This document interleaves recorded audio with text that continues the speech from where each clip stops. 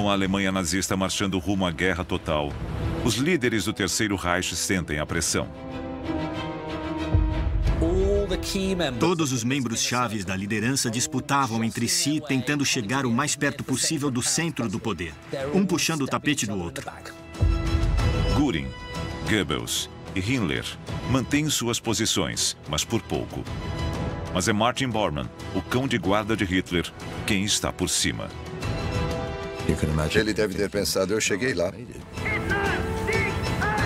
O grande perdedor é o delegado do Führer, Rudolf Hess. Ele estava pirando, começou a acreditar em coisas cada vez mais malucas. Mas ele bola um plano secreto. É uma ideia absurda, irresponsável e perigosa. Deve ser o plano mais louco já inventado. Esta é a história dos asseclas de Hitler.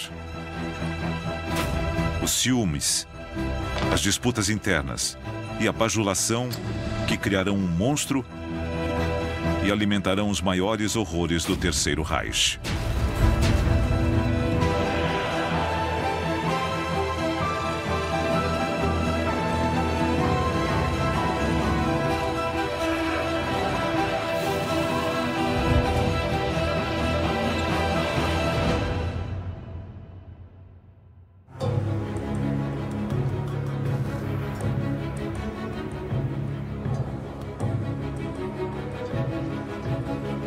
O alto escalão do Partido Nazista assume seu lugar no pódio do Reichstag. Entre eles, o ministro da Aeronáutica, Hermann Göring, e o veterano do partido, Rudolf Hess. Göring recuperou a admiração de Hitler após a conquista da Áustria e da Tchecoslováquia, sem que um tiro fosse disparado.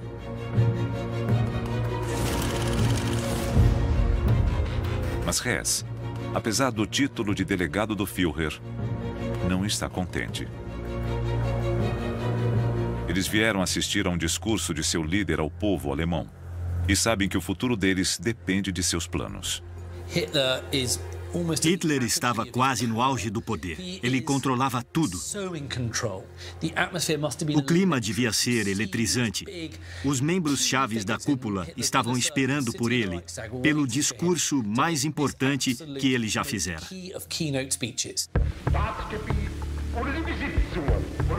Hitler diz que não deseja nada além de paz, zombando a Inglaterra e os Estados Unidos por exigirem garantias de que a Alemanha não invadirá seus vizinhos. Ele lê uma longa lista de países contra os quais o Reich não tem nenhuma intenção hostil. Liechtenstein, Luxemburgo, Polen, Ungarn, Rumänien, Jugoslawien, Russland, Bulgarien, Türkei, Irak, Arabien, Syrien, Palästina, Ägypten.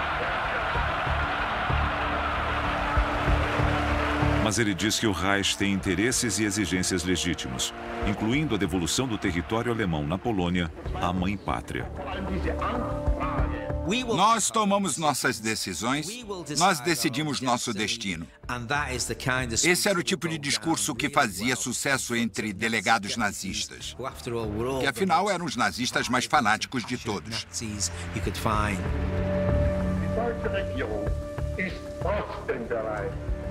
Hitler alega que a Alemanha é uma vítima inocente da agressão estrangeira, especialmente da Polônia. O discurso foi um apelo ao povo alemão. Essa é a questão.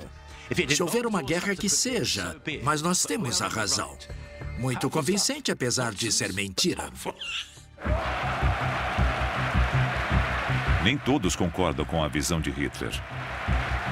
O velho herói de guerra Göring teme que seu Führer esteja dando um passo maior do que a perna.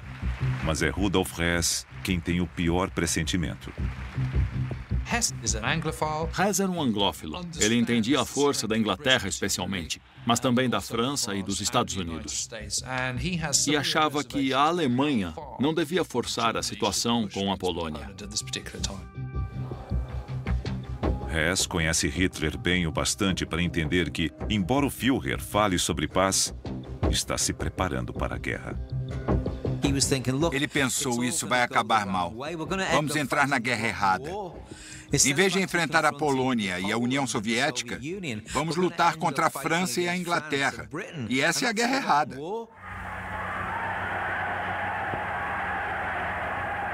No passado, Hess foi o principal confidente de Hitler. Die Partei ist Hitler! Hitler aber ist Deutschland! Die Deutschland! Hitler! Hitler! Sieg! Sieg! Sua devoção a Hitler é fanática.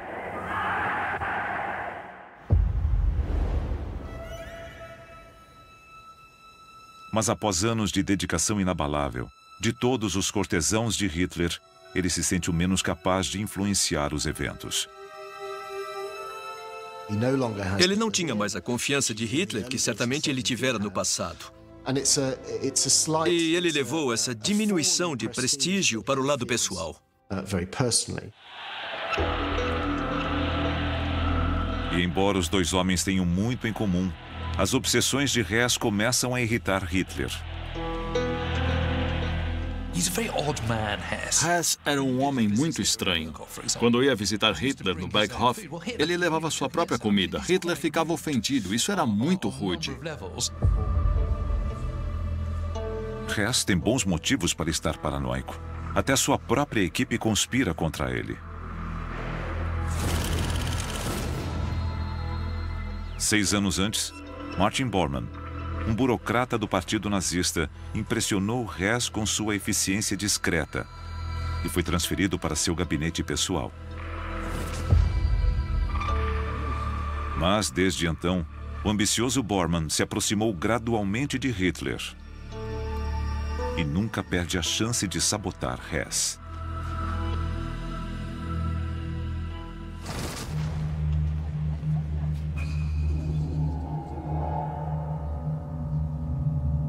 Para uma raposa como Bormann, seu chefe é um alvo fácil, pois ele está ficando obcecado por pseudociências, como astrologia e horóscopos. Ele era uma dessas pessoas que tem muito dinheiro e muito tempo livre e não sabem o que fazer.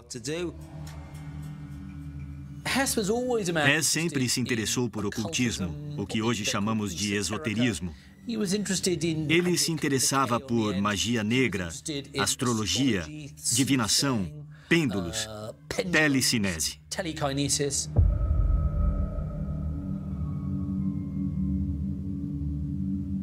Não por acaso, o delegado do Führer torna-se motivo de chacota da sua própria equipe. Certa vez, um assessor entra em seu escritório e se depara com o vice-líder do Partido Nazista tentando controlar com a mente uma cadeira.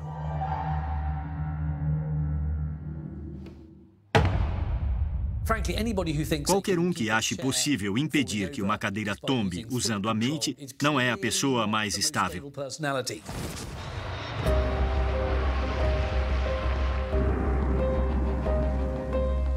A insegurança de Hess aumenta quando ele descobre que líderes nazistas foram convocados a uma reunião crucial na chancelaria do Reich para planejar a invasão da Polônia. E ele não foi convidado. Sem dúvida, Hess ficou decepcionado. Onde eu errei? O que preciso fazer para recuperar o meu posto? Por que fui deixado de fora? Ele não era um político sagaz e estava cercado de pessoas como Göring e Himmler, que eram.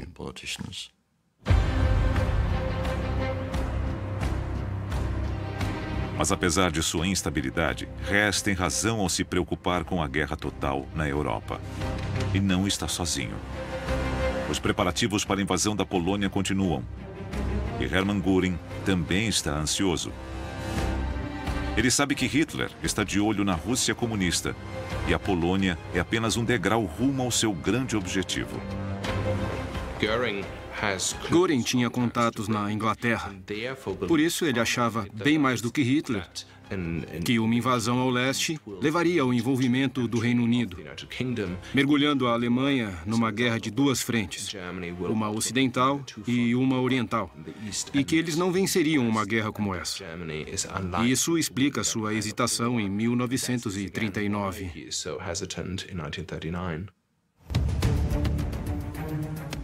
Para Hitler, a Inglaterra está blefando e não defenderá a Polônia.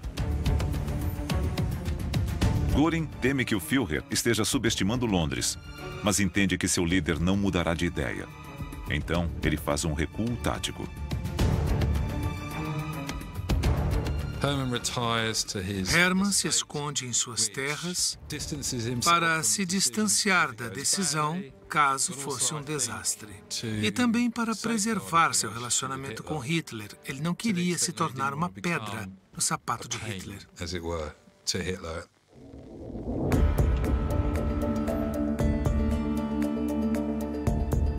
Ansioso para provar seu valor, Hess tenta persuadir a Inglaterra a parar de apoiar a Polônia. Ele convida um político britânico importante, Lord Buxton, à Alemanha, para conversar. Mas até ele pode ver que Hess não tem mais poder para conter o Führer. O Lord Buxton voltou e disse, olha, o Hess já era. Ele não tem nenhuma influência sobre Hitler. E ele é contra a ideia de invadir a Polônia e provocar uma guerra contra a Inglaterra, mas acho que ele não pode fazer nada.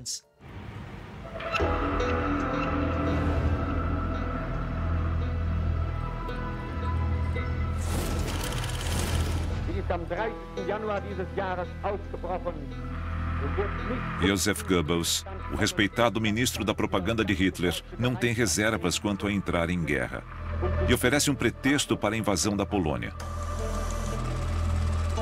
Sua máquina de propaganda produz matérias, algumas delas narradas em inglês para o público internacional, dizendo que poloneses descendentes de alemães estão sendo atacados.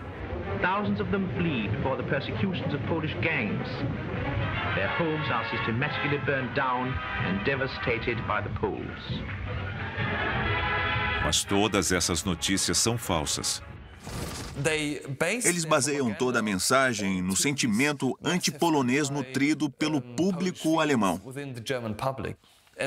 Goebbels instigou isso.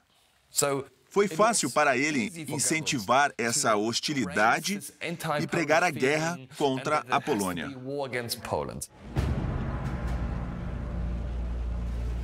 Então a propaganda passa a culpar o governo polonês por organizar os ataques aos alemães em seu território. Hundreds of thousands of worn-out, distressed and panic-stricken people pour daily into the German refugee camps. Havia boatos de brutalidade, execuções, confisco de propriedade, de famílias alemãs expulsas de suas casas, sofrendo abuso, perdendo direitos, sendo discriminadas e perseguidas. Era tudo mentira, mas era muito convincente. O público alemão começou a acreditar nessa propaganda porque não tinha acesso a outro ponto de vista. Goebbels tinha o monopólio das opiniões.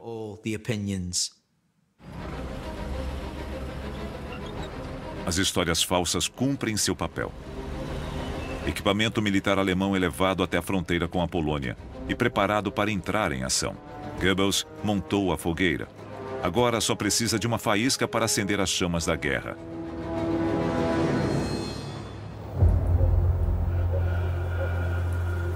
E eles logo a conseguem.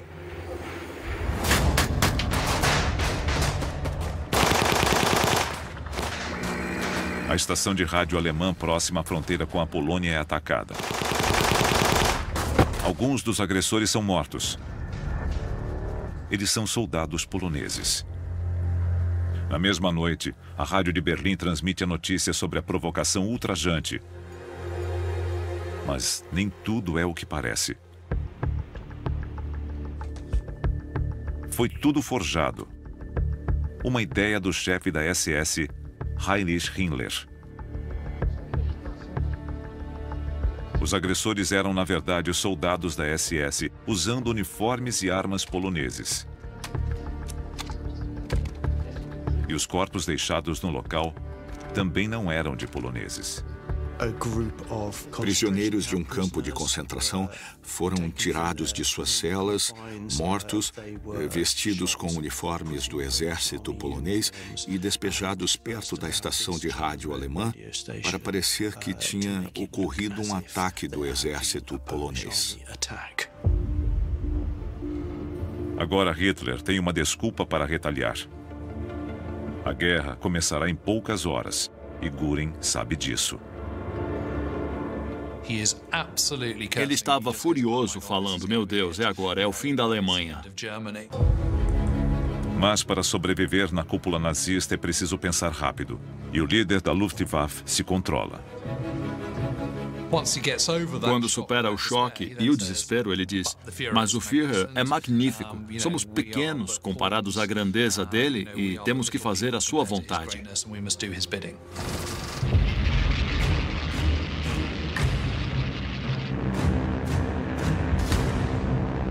A alvorada de 1º de setembro de 1939, o ponto sem volta do conflito mais letal da história humana. A Luftwaffe de Göring inicia a Segunda Guerra Mundial bombardeando alvos civis na Polônia.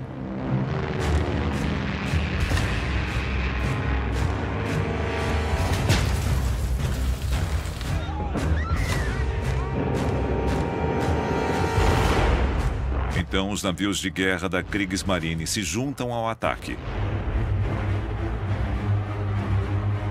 E a Wehrmacht atravessa a fronteira.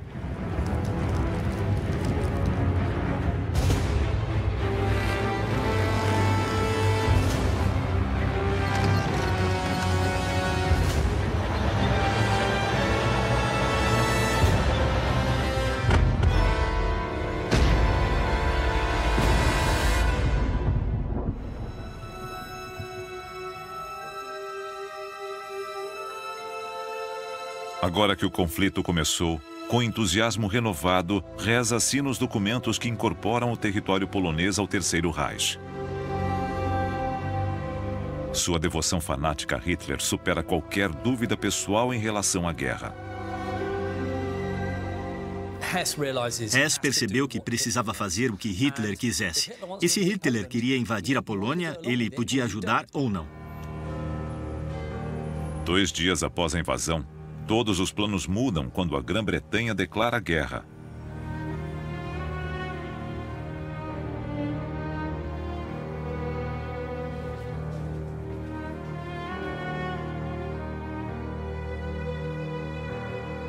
A previsão de Göring, ignorada por Hitler, se realizou. Ouviram Göring murmurar: se perdemos a guerra, que Deus tenha piedade de nós. Por outro lado, ele sabia que não era o momento de desafiar Hitler e que Hitler certamente não gostaria de ouvir. Eu avisei. Então, apesar de suas reservas, ele decidiu que precisava aceitar e ajudar Hitler.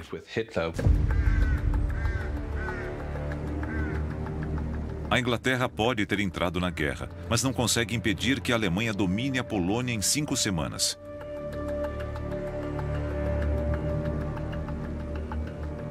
Göring é o herói do momento. Mais uma vitória em seu currículo após a anexação da Áustria e da Tchecoslováquia.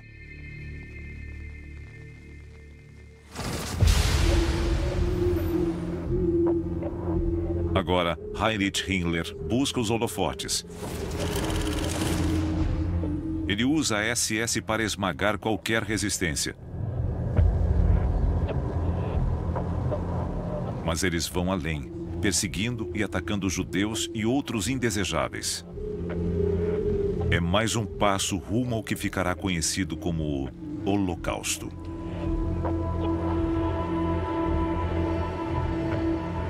Por enquanto, a grande campanha de Hitler por novas terras ao leste corre como planejada.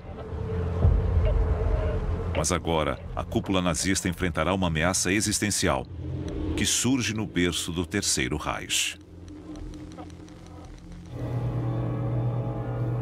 No outono de 1939, a liderança do partido se reúne em Munique para celebrar o golpe fracassado de 1923. Como sempre, Hitler fará um discurso na cervejaria Bilgerbrau, onde tudo começou. Ele pretende voltar de avião a Berlim na mesma noite. Mas com um nevoeiro sobre a capital da Bavária, é obrigado a mudar de planos. Seu piloto Hans Bauer disse que não podiam decolar. Então ele decidiu voltar de trem, o que significava que o discurso dele na cervejaria teria que ser abreviado, para que Hitler deixasse a cervejaria mais cedo. Um fotógrafo está lá quando Hitler inicia seu discurso antes do programado. O Führer deixa a cervejaria assim que termina. Exatamente 30 minutos depois.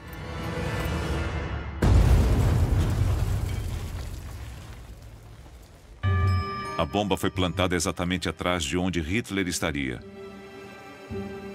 8 pessoas são mortas e muitas outras feridas. Ela derrubou a coluna principal e o telhado desabou. O salão ficou em ruínas. E houve o caos. Se não tivesse ido embora meia hora antes do planejado, é difícil imaginar que ele não teria morrido. A vida de Hitler foi salva em 1939 pelo mau tempo. É uma daquelas possibilidades bizarras. E é incrível como sabemos pouco até hoje. Cada século à sua maneira tenta capitalizar a tentativa de assassinato e usá-la para cair nas graças do Führer. Hess organiza uma elaborada cerimônia em homenagem aos mártires. E, é claro, para celebrar a sobrevivência milagrosa de Hitler.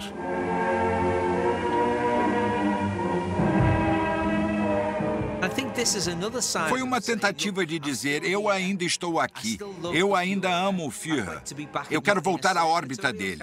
Foi uma atitude desesperada e patética. Goebbels também não hesita em tirar proveito do ataque. Ele informou aos jornais, quase palavra por palavra, o que eles deviam dizer. Basicamente era, só pode ser obra dos ingleses. A culpa é do nefasto serviço secreto britânico, justificando a guerra contra os ingleses e franceses.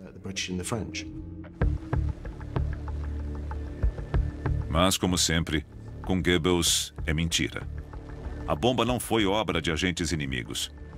Ela foi plantada por um alemão agindo sozinho. Georg Elser queria impedir a guerra, temendo o sofrimento humano que ela causaria. Ele é pego tentando fugir pela fronteira com a Suíça e confessa.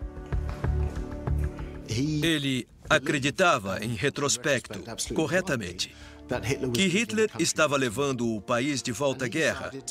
E, ao contrário de seus compatriotas que também tinham dúvidas em relação a Hitler, ele decidiu fazer algo a respeito, o que mostra a coragem de Elser. Para Heinrich Himmler, o encarregado da segurança pessoal de Hitler, a tentativa de assassinato é uma péssima notícia. Himmler ficou absolutamente furioso. Aquilo era da alçada dele. E, de acordo com o chefe da Gestapo local, Himmler não hesita em descontar sua frustração no prisioneiro. Himmler assumiu parte do interrogatório e espancou aquele sujeito. Ele se sentia humilhado e talvez quisesse provar o seu próprio valor e provar que era tão grande e forte quanto muitos de seus rivais. Eu quero garantir que esse cara sofra. Mexeu com o Führer, mexeu comigo.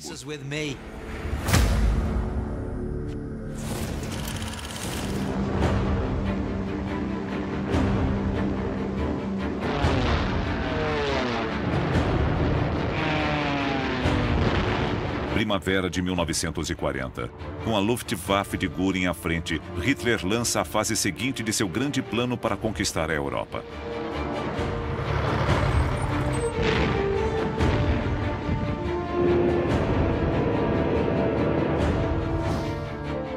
Primeiro, as tropas alemãs ocupam a Dinamarca e a Noruega.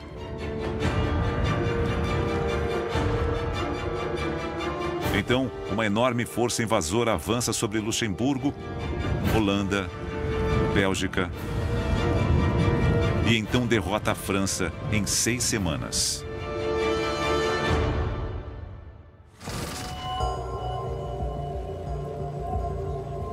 As forças britânicas no norte da França são esmagadas pela velocidade da Blitzkrieg alemã. Elas são empurradas para a costa e resgatadas nas praias de Dunkerque. Göring tem certeza de que poderá acabar com a Inglaterra quando chegar a hora. Em 2 meses, a situação da Alemanha na Europa tinha mudado, assim como a situação do séquito de Hitler.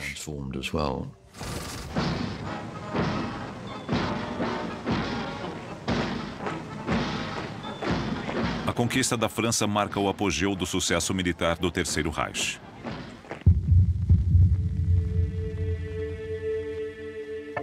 É o triunfo de Hitler. Esta vitória era sua grande ambição e uma doce vingança pela derrota humilhante na Primeira Guerra Mundial. Göring se deleita com o sucesso do Führer. Com a queda da França, Göring atingia o auge da sua carreira. Ele garantiu a sua posição no topo da pirâmide. Recém-promovido a Reichsmarschall, o posto mais alto das Forças Armadas, Göring parte para o Louvre, em Paris, e se recompensa com os espólios de guerra. Hermann ou um de seus compradores olhavam tudo e diziam: ponham no trem de volta à Alemanha. Foi roubo descarado, basicamente. A escala da pilhagem de Göring só será revelada no fim da guerra, quando seu tesouro for descoberto pelos aliados, escondido na Alemanha. Os favoritos da cúpula, Bormann e Goebbels, também estão em Paris prosperando à sombra de Hitler. Goebbels organiza a sessão de fotos perfeita para o heróico conquistador.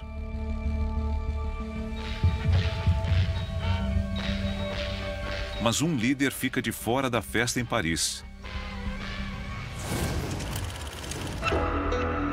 O delegado do Führer.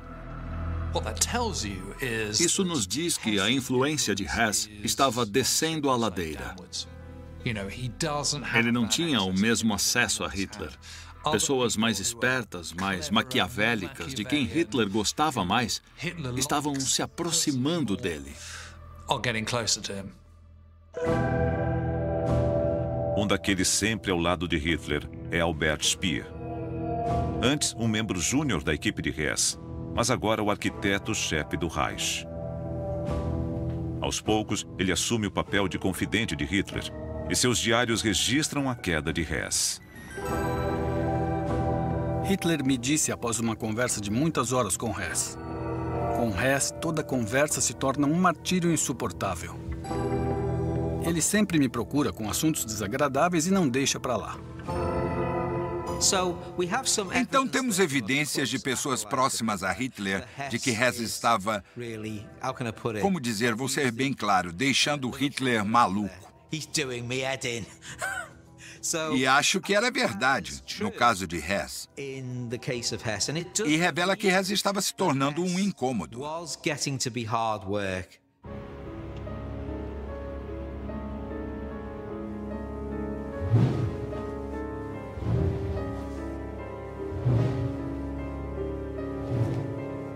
À margem da cúpula nazista, Hess está sentindo a pressão, e os outros podem ver. Göring sugere que o delegado do Führer use poderes psíquicos para adivinhar se as cartas trazem notícias boas ou ruins. Enquanto Hitler para de levá-lo a sério dizendo: só espero que ele nunca precise assumir o meu lugar. Eu não saberia de quem sentir mais pena, de Hess ou do partido. Hitler estava travando uma guerra. Essa era sua prioridade. Ele não estava interessado nas preocupações de Hess com disputas partidárias.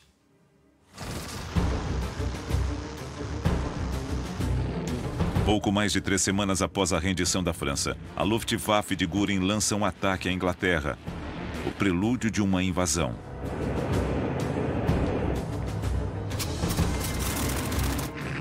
A batalha pela Inglaterra já começou. Mas é quando a maré da guerra começa a virar. The battle is fought above the clouds, but this is how it ends. Another. And another. 169 in one day.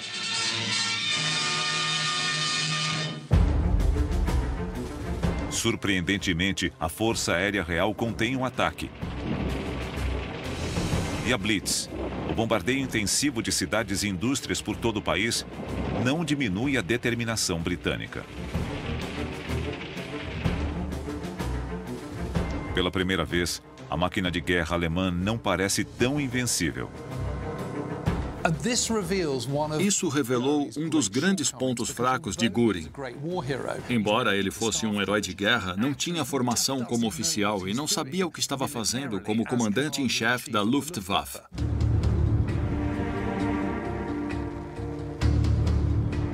O fracasso de Göring em esmagar a Inglaterra com bombas faz com que a invasão seja adiada.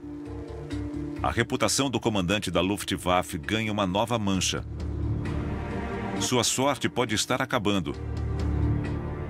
Enquanto isso, Hess renova sua determinação. Ele começa a bolar um plano secreto, uma chance de se redimir com a ajuda de uma habilidade que aprendeu há muitos anos.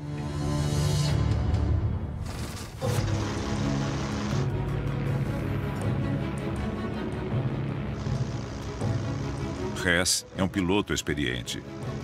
Ele pilotou biplanos na Primeira Guerra Mundial. Agora, ele se familiariza com um protótipo do novo Messerschmitt, alegando estar testando suas capacidades.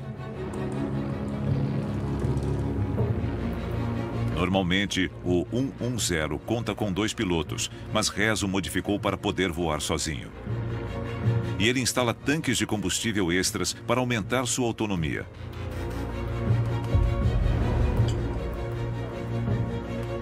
Hess sabe que Hitler está se preparando para invadir a Rússia e entende que a Alemanha não pode travar uma guerra longa em 2 frentes. Seu plano absurdo é agir pelas costas do Führer, voar até a Inglaterra e tentar se reunir com um contato influente que, ele espera, pode apresentá-lo a Winston Churchill. Seu objetivo: convencer os ingleses a proporem a paz. Ele sabia que, se conseguisse firmar a paz com a Inglaterra, isso agradaria a Hitler. Aqui, meu Führer, eu lhe trago a paz com a Grã-Bretanha. E isso também o levaria, em um piscar de olhos, de volta à cúpula do partido.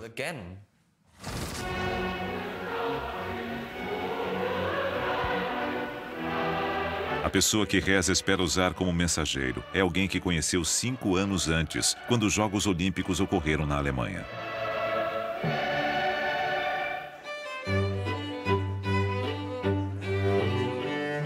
Nos bastidores, os líderes nazistas deram festas luxuosas para os dignatários estrangeiros. Em uma delas, Hess teria sido apresentado a um conhecido aristocrata escocês. Ele afirmou ter conhecido o Duque de Hamilton em um desses banquetes. E eles teriam criado um laço que Hess usaria no futuro. Como Hess, o Duque de Hamilton é um excelente piloto. Na verdade, ele é famoso no mundo da aviação por ser a primeira pessoa a sobrevoar o Monte Everest com um biplano. Para Hess, o ousado aventureiro com um título sofisticado era uma figura central na elite britânica. Alguém bem relacionado, próximo à realeza e talvez com acesso direto à liderança britânica.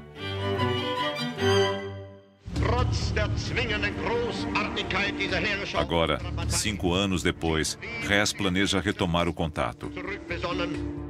Ele voará até a propriedade do Duque de Hamilton, na Escócia, e pedirá para ser apresentado a Churchill. Encorajado por todas essas ideias de destino, Nostradamus e astrologia, Hess concluiu que tinha uma última carta na manga. E se desse certo, ele teria a gratidão eterna não só de seu amado Führer, mas também do povo alemão.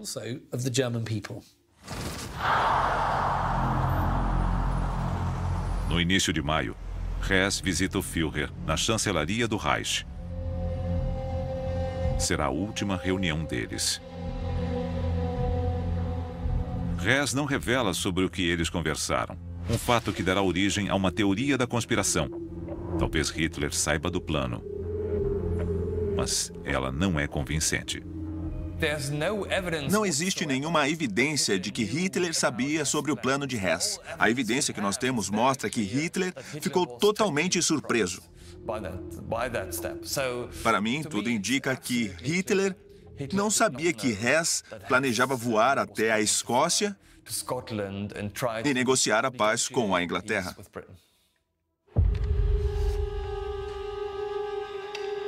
Seis dias após a reunião, o episódio mais bizarro da Segunda Guerra Mundial começa a se desenrolar. Rudolf Hess explica suas intenções em uma carta a Hitler.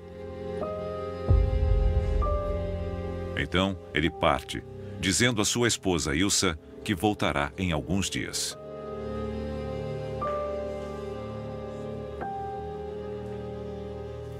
Em 10 de maio, Hess faz sua última jogada. É um lance de um homem desesperado.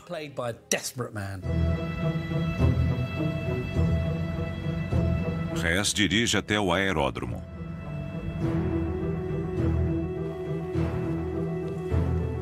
Ele pede a seu secretário que entregue a carta a Hitler em mãos no dia seguinte.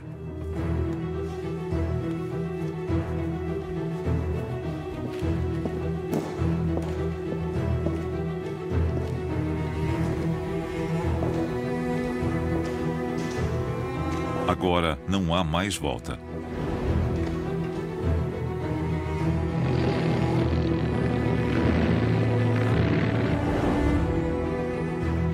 Hess atravessa a Alemanha e o Mar do Norte em direção à Escócia.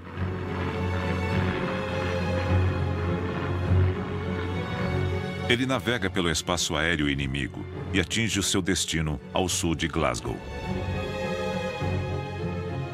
Mas, com a noite chegando, ele não enxerga onde aterrissar. E decide que não tem alternativa, a não ser se ejetar. É absolutamente extraordinário. Ele nunca tinha sequer pulado de paraquedas. Era o vice-líder do Partido Nazista em uma missão solitária, em um Messerschmitt 110 sobrevoando a Escócia, indo para um lugar onde nunca esteve e depois saltando de paraquedas pela primeira vez na vida. A história toda seria impossível inventá-la. Mas apesar de todos os perigos, Hess aterrissa em segurança. Aquilo foi quase um milagre. Quando ele pousou, tinha sobrevivido a um voo épico e a um salto épico de paraquedas. E deve ter pensado, talvez a sorte esteja do meu lado.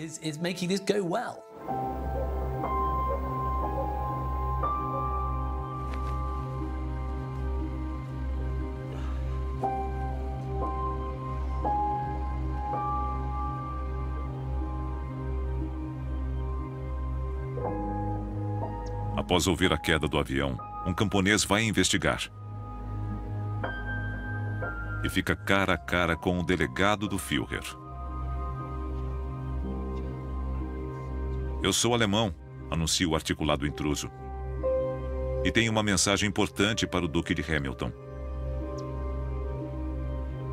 Então, o guarda da fazenda local chega à cena. Então as coisas ficaram engraçadas. O que aconteceu a seguir foi digno de uma comédia inglesa antiga.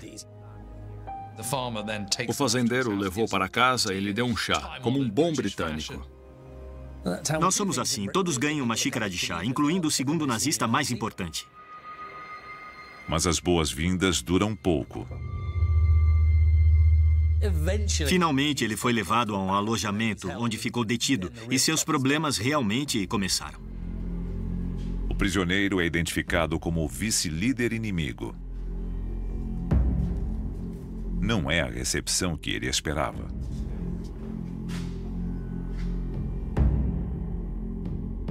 Hess estava delirando, enxergando o sistema político britânico de forma quase feudal. Como se duques, barões e etc. ainda tivessem muita influência política. Na verdade, não tinham. Ele achava que seria levado de limusine para jantar com Winston Churchill. E eles teriam discussões de alto nível. Era uma ideia absurda e ilustra o quanto Hess tinha se distanciado da realidade.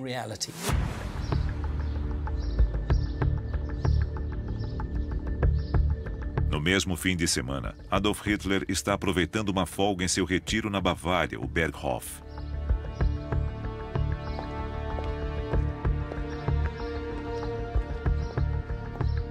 Na manhã de domingo, por volta do horário em que Hess é identificado na Escócia, seu secretário chega com uma carta importante para o Führer.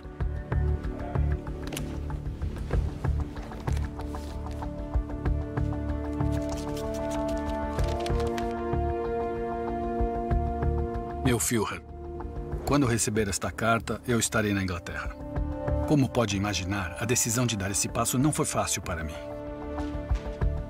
Hess disse, eu fiz isso pelo seu bem, meu Führer, e pelo bem da Alemanha. A guerra com a Inglaterra não é do nosso interesse. Devemos firmar a paz.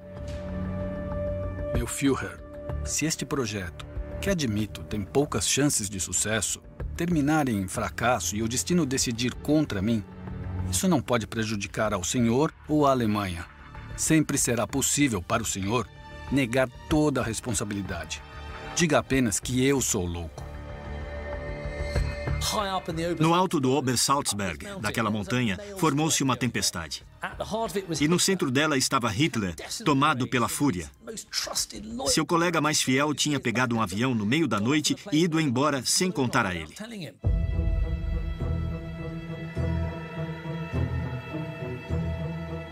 A liderança é reunida. Bormann não tem respostas para as perguntas furiosas de Hitler. Como Hess podia ter partido sem que ninguém soubesse? Por que ninguém o impediu? Ele fica em situação delicada por ainda ser nominalmente um assessor de Hess. Sua ligação com o traidor o prejudicará? O controlador perdeu o controle. O que acontece agora? Na liderança nazista, surge a questão de como apresentar isso ao público.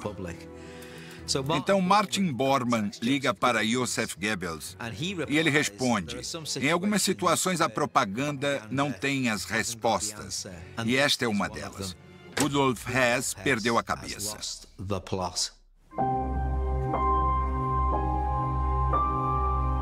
Em seu diário, Goebbels resume o clima na cúpula. A questão toda é uma grande confusão no momento.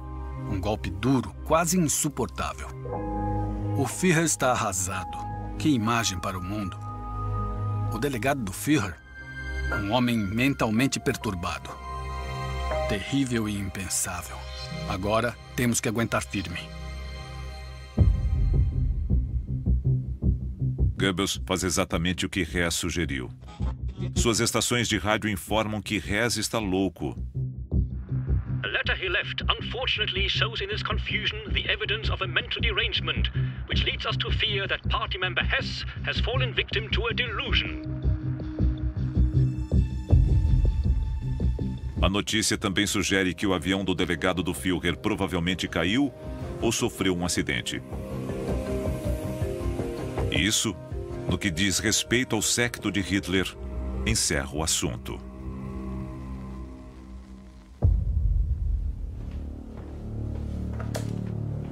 Hess deixa de existir. Ele nunca mais deve ser mencionado em público. Mas uma pergunta desconfortável permanece na mente de muitos alemães, embora ninguém ouse fazê-la em voz alta. Se Hess estava louco, como ainda mantinha o posto de delegado do Führer?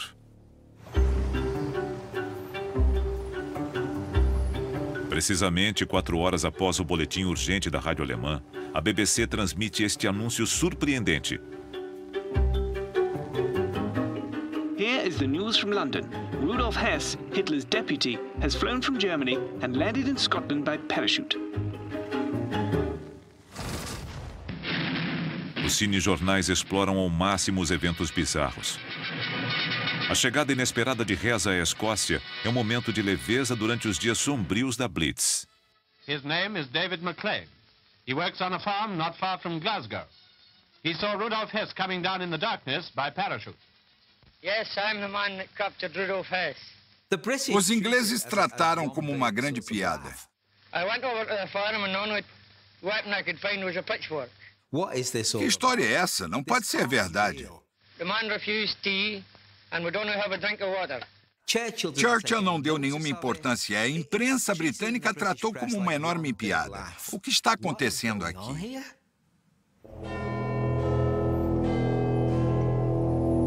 Rudolf Hess acreditava que ia tomar chá com Churchill. Em vez disso, é levado para a Torre de Londres. A alternativa mais sábia, Hess diz aos seus interrogadores, é a Inglaterra aproveitar esta chance de firmar a paz com Hitler e fazer uma aliança contra a Rússia soviética. E se o rei der carta branca para a Alemanha nazista na Europa continental, a Inglaterra e o Império Britânico não serão perturbados.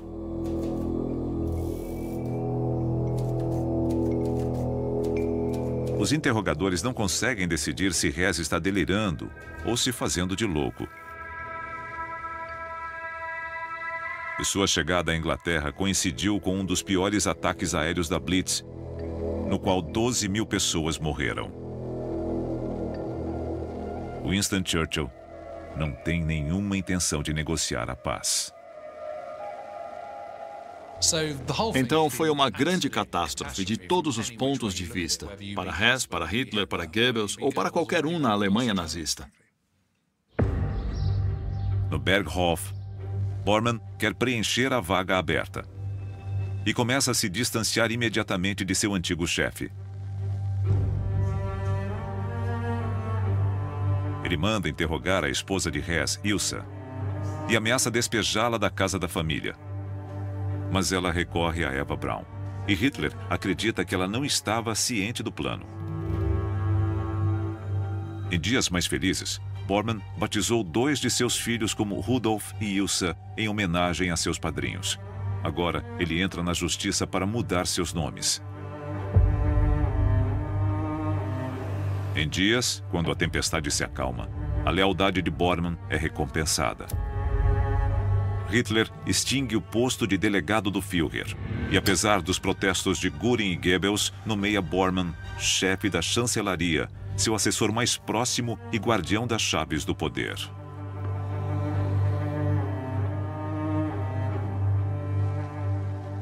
Com a esperteza de uma raposa, o homem por trás da cortina finalmente chega ao auge de sua carreira, no centro de toda a injustiça, violência e terror do Terceiro Reich. Ele deve ter pensado, eu cheguei lá. Hess é o passado. Eu tenho tudo pela frente. Então se sentou, pôs os pés na mesa e puxou um cinzeiro para fumar. Podemos imaginar que para Bormann foi um momento especial. Na Inglaterra, Hess é transferido para um esconderijo nos arredores de Londres. Hess ficou detido e deve ter se sentido um fracasso. E ainda mais solitário do que se sentia no Terceiro Reich. Ele devia saber que seu futuro era incerto e que devia estar sendo vilipendiado não só pela cúpula do partido, mas por todo o mundo. Estava fora do jogo.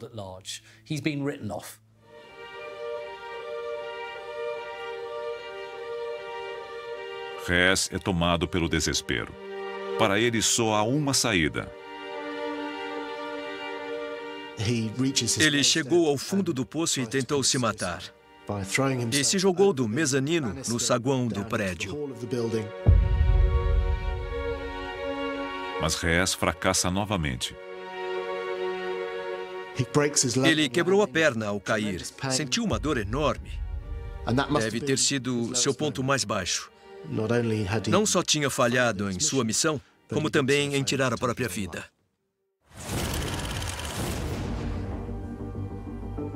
Rudolf Hess passará o resto da vida atrás das grades. Ele abre seu coração em cartas para sua família e amigos. Meus caros, não podem imaginar como estou pensando em vocês. Meus pensamentos estão também com o Führer e com toda a nação. Algum dia voltarei para casa. Anseio isso com prazer. É verdade, não realizei nada. Não consegui impedir a loucura da guerra, nem evitar o que previ. Mas fico feliz em pensar que tentei. Por um lado, podemos simpatizar com o que ele escreveu. Ele parecia um homem que desejava a paz mais do que a guerra. E de todos os membros da cúpula, ele parecia o menos belicoso. Mas não devemos ser muito gentis com Hess. Ele ajudou a divulgar e a levar ao poder um dos regimes mais cruéis que o mundo já viu.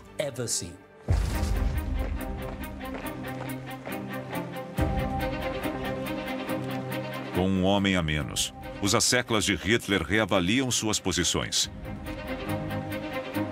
Göring parece vulnerável, enquanto Goebbels e Himmler se mantêm estáveis.